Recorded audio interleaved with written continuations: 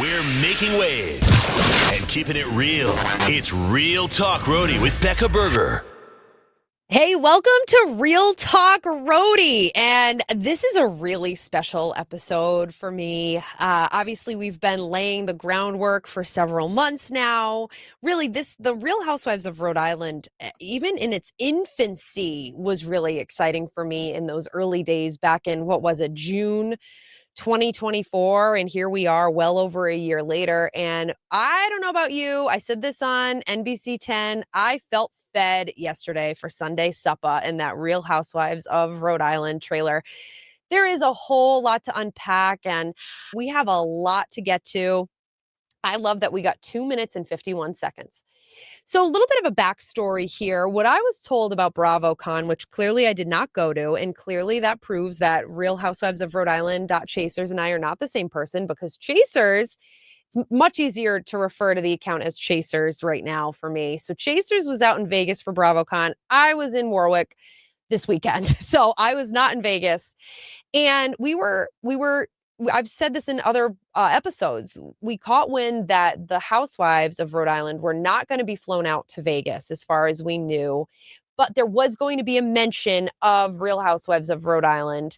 Andy at one point was going to acknowledge it. Now, he did say on Friday in a tease how Italian they are, how unbothered they are, which I loved that adjective. Unbothered to me is one of the ultimate compliments, in my opinion, if you're a Real Housewife, or even a first season Real Housewife. So, and then it was like, oh, he's going to mention it premieres in the spring and that's going to be it. And I was under the impression it's just because Bravo has a lot on its plate right now. They had the whole reconciliation of the Giudice and Gorga family of Real Housewives of New Jersey. And then I thought, I was kind of nervous. I've alluded to this in past episodes, that they were banking on Rhode Island because they thought Jersey was, for pun or no pun intended, dead in the water here. But it looks like Melissa and Teresa and Joe Gorga have made amends. And for my non-Bravo people listening, this is two families that were very huge and that are very huge in the franchise, specifically on Real Housewives of New Jersey. They are in-laws. Joe and Teresa are brother and sister. Melissa's the sister-in-law. And they couldn't get along. And it made the whole last season, at times very dark to watch. And apparently now they are fully back together. There was a ton of other stuff. Obviously, BravoCon, there's so many other things that happen. So then, okay, Sunday morning comes and I get this alert. And good and a bad for me, checking email on the weekend. Good and a bad. I should not be checking my work email on the weekend. I can't help it. Part of me was checking because I had this feeling that I was going to see something in my inbox about Real Housewives of Rhode Island. And you can hear the paper. You can see it if you're watching YouTube. The subject line: the tide is turning in the Ocean State. Bravo introduces the glamorous, dynamic women of the Real Housewives of Rhode Island. And then they make mention that Real Housewives is celebrating 20 years. And what better way to celebrate 2 decades, to celebrate this major milestone, than by introducing the new Real Housewives of Rhode Island, expanding the distinguished. For those watching on YouTube, you just saw me lick my fingers and take the paper. Sorry, it's a habit. It's what I do. It says Bravo is expanding the distinguished franchise with the Real Housewives of Rhode Island, spotlighting a fresh, charismatic group of women whose lives intertwine across the storied coastline of New England luxury. I love those buzzwords. And without further ado, a very big moment for Real Talk Rhody, where I no longer have to use the words allegedly. I mean, there's still going to be some things I have to use the word allegedly about. Luckily, we never played a drinking game because, oh my goodness, we would be all looking like we were overserved by Captain Jason on the Below Deck episodes of Real Housewives of Salt Lake City. If you know, you know. Anyway, I can finally announce the names. The premiere season, this is according to the press release, the Real Housewives of Rhode Island will follow Alicia Carmody. Although somebody said this, it could be Alicia Comedy, because she had some really good lines about cheese and the foots, possessive. not foot or feet. I love that. Alicia Carmody, Rosie Demare. Sorry, Rosie, if I mispronounced that. Ashley Iaconetti. Here's what's a little bit. I feel very vulnerable right now because, like, if I pronounce names wrong, if I get something wrong, I'm going to hear about it pretty quickly in my DMs. Ashley Iaconetti, Liz McGraw, Rula Pontarelli, Kelsey Swanson, and Joellen Tiberi, 7 full-time cast members. I did a little bit of my research just to remind myself. And it turns out that when it comes to some of the other cities, Potomac season 1 had 6. Real Housewives of Salt Lake City had 6. So 7, I know it's only one more, but 7 feels like a lot. And so we have 7 women and then Dolores as the friend of. I love reading some of the comments on this, by the way, where you meet Liz immediately and a lot of the Real Housewives, a lot of the Bravo fandom are like, wait, she looks just like Dolores. And then all of a sudden, sounds like Meredith Marks. I saw a few of you say that Liz McGraw sounds like Meredith Marks from Real Housewives of Salt Lake City. And you are not wrong. They have very similar voices and cadence and tone. But a lot of you were so funny when you said, oh, Liz looks just like Dolores, and then out comes Dolores. And when the caricature artist, I don't know where that is, maybe North Kingstown, maybe Dolores's beloved Wickford Village, when they were like, oh, you're friends? I thought you were sisters. And Liz is like, oh, you see similarities? And it's so true. They really are like that Spider-Man meme where they're pointing to each other and they look like the same person. But 7 full-time, Dolores as the friend, and I'm sure that as the episodes unfold, we'll meet more friend ofs. And then it kind of ends the bullet point, as they navigate the highs and lows of Rhode Island's close-knit social scene. And then the press release continues, meet the ladies of the Real Housewives of Rhode Island. Alicia, Rhode Island to the core. Alicia isn't shy about her roots. We do claim her as Cranston. Just wait until you hear her say cracker. I'm guessing she says cracker. After 8 years of engagement to fiance Billy, this runaway bride still isn't ready to take the plunge. So clearly that's going to be part of her storyline about the kind of S or get off the pot kind of situation. And then we meet her daughter, Selena. You see a really cute close-up of Selena. When she's not dodging wedding bells, Alicia helps Billy run his restaurant, Pizza Mama, right on the corner of, what is that? Is that Park and Reservoir? I grew up right over there and I'm like blanking on it. Yeah. Reservoir and Park right near Cranston East, proving she can handle the heat both in and out of the kitchen. So that's Alicia. Rosie, aka Rosie Roods, Rosie Demare. Rosie, please, if you're listening, please correct me on that last name. A former local television news anchor. We know her from both WPRI and NBC 10. Rosie now shines as the host of her own lifestyle program and as a sought-after DJ. So that goes along, going back to Meredith Marks from Real Housewives of Salt Lake City. We saw her. She's come into her own as a DJ. Dorinda was DJing at BravoCon. So DJing is like this new elevated side hustle for a lot of these Real Housewives. Hey, they know how to throw insults and glasses, and they use those very precious hands in the DJ booth. Recently celebrating her first wedding anniversary with husband Rich, a well-known Frank Sinatra-style singer. So they're going to obviously lean into that because that's a pretty unique job. Rosie calls North Kingstown home, where the couple lives with their dog Clementine. Okay, so we have Rosie is a married wife. We have Ashley, who's a wife. I'm just saying, like, who's married and who's not. Liz is married. Joellen is married, and Rula is married. They've been in the news a lot, but 5 out of the 7 are all married and making them legitimate housewives. I hope I just did my math correctly. If I didn't, please correct me. And I know that it sounds silly for those who are non-Bravo watchers, but a lot of housewives are not really wives. I know that might blow your mind a little bit, but that's just how the show has evolved over the years. I mean, Alicia and the the partner, Billy, at this point, they're like common law, right? And then Kelsey, we're going to dive into Kelsey in just a second. Ashley's already a well-established reality star. After finding love with her now husband and Warwick, Rhode Island native Jared on Bachelor in Paradise, Ashley has traded rose ceremonies for real life as a proud mom to 2 boys, Dawson and Hayden, while Jared manages their beloved coffee shop, Ashley has built a thriving career as a social media powerhouse, all while acclimating her new life in her husband's home state. Ashley is from the trailer where she says people outside of Rhode Island or people from Rhode Island are weirded out by other states. That's Ashley's line. Ashley came to be known as sort of the crier. If she was right here, she would agree with that on the Bachelor franchise. So they're leaning into that as well in the trailer with the tears. Liz McGraw.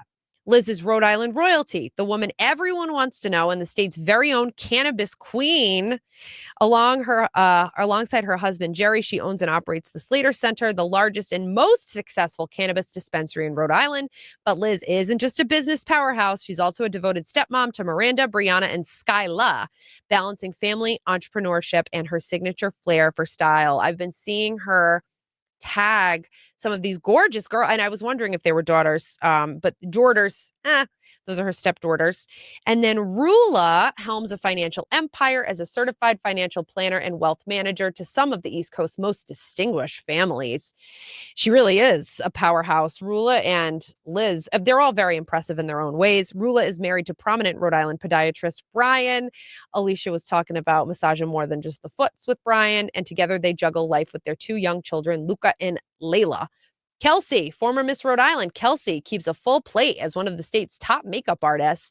Kelsey's been in a 10-year relationship with one of Rhode Island's most notable figures, enjoying the lap of luxury while keeping her social calendar full. I'm thinking that Rhode Island's most notable figures, I believe, allegedly is involved in the Caprio family. Once again, alleged. And I think that beautiful shot of her, very OC, if you remember that show from the early 2000s, it was giving Marissa Cooper in the pool when Kelsey's, I know that there's other references I could make, but that's just where my millennial brain goes. But Kelsey looking gorgeous in the pool, I believe belongs to him if I'm not mistaken, or maybe it's her home. Joellen Tiberi, self-proclaimed town gossip. Joellen knows, again, this is from Bravo itself, not from me. Joellen knows everyone and everything worth knowing in Cranston. As one of the top aesthetic practice development managers in the country, she juggles a busy career with family alongside her high school sweetheart and husband, Gary, and their three kids, Gian, Jolie, and Gia. And finally, Dolores is checked as well. Rhode Island captured Dolores's heart years ago. She's longed to return ever since with her dear friend, Liz McGraw, living there. Dear friend or twin sister, you decide. And a shared business project on the horizon. So Liz and Dolores getting into business together. A sun-soaked, beach-filled summer is a natural fit for this Jersey girl. And also, Dolores just got engaged to Paulie. Seeing all of that at BravoCon, it felt like one big engagement party for them. So congratulations to Dolores and Paulie. Maybe they'll get married here in Rhode Island. Who knows? So I know that was a lot of words. I appreciate you sticking by me with that. And that's just from the press release. So I just wanted you to get a better picture painted for yourselves as to what to expect. I watched that trailer, oh my goodness, so many times. Like I said, spared no expense. The drone shots, the mansion footage, making us believe that these are some of the homes that will be shown. Rula's home, look, the double staircase, holy moly, that looks expensive, but overall, I loved every minute of it. But your reactions, and you can let me know how you felt about it. I love that immediately. Oh, by the way, I wanted to make mention of this. I said this on a live yesterday. The cast overall, I would say, is on the younger side as far as Real Housewives go. And maybe that's just the trend of where we're going in the Real Housewives franchise. Joellen, Kelsey, Rosie, Ashley are all younger than me. That puts them right in their 30s. And I'm not trying to make this about age. Alicia's right around my age as well. And then, the ages are well represented, but I would say absolutely on the younger side as far as the cast goes. I love the DMs I'm getting about the connections to the women. I love that somebody's dad was a mail carrier for Alicia. I love that someone's already claiming Joellen as their cousin. I love that we're all feeling like we are 1 degree separated by some of them. Some of the other feedback from the Bravo pages anyway. Well, they all look alike. I respectfully disagree with that. I think that they all have a pretty unique, aside from, I know I just said Liz and Dolores, they look very similar, and that's going to be a plot line. But a lot of the women, we don't have a blonde in sight. I get that. But they all have their pretty unique look, in my opinion. Anyway, I can tell them, I don't know if it's because I somewhat know them, but I can tell them apart. And also, I would say that the majority of the Bravo fan pages seem to be all about it. They're already making memes. There are already fan pages, Joellen Army, Team Liz McGraw. Like, there's already buzz in the Bravo, so much buzz. There was already buzz in the Bravo world, and this trailer just put it just over the top. So the Bravo fans, I would say the majority are sat. They are ready. The Rhode Island's different. Rhode Island is absolutely a different animal with how they are receiving the trailer altogether. I would say, at least in my comments, 80% positive. That's just me, though. You look at some of the other local pages, it is a completely different story. I've said it before and I'll say it again. I have a hard time with those that criticize something they don't watch. I know that a lot of these folks don't necessarily watch Bravo or have even tuned into a Real Housewife, at least in the Real Housewives in the last several years. So to me, it's like, why knock it? I think it's easier to love and support than hate. But again, that's coming from somebody. Listen, two things I love in my life: Bravo and Rhode Island. So again, this is a dream come true for me. So this is my experience. All I'm saying is give it a shot when it premieres. And your fellow Rhode Islanders, like, let's, as much as we support a local business, right? Support your fellow Rhode Islanders. There's no harm in it.